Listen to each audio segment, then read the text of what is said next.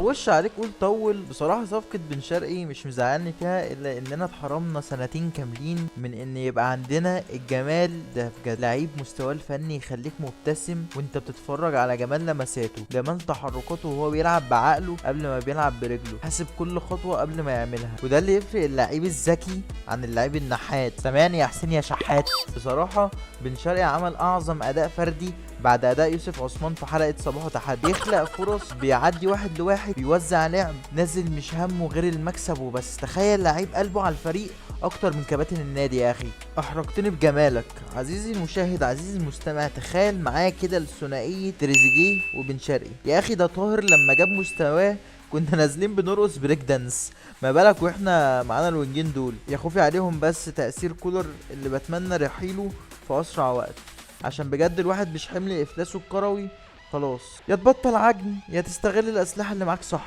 طولت عليكم بصراحه، بن قلبي يستاهل.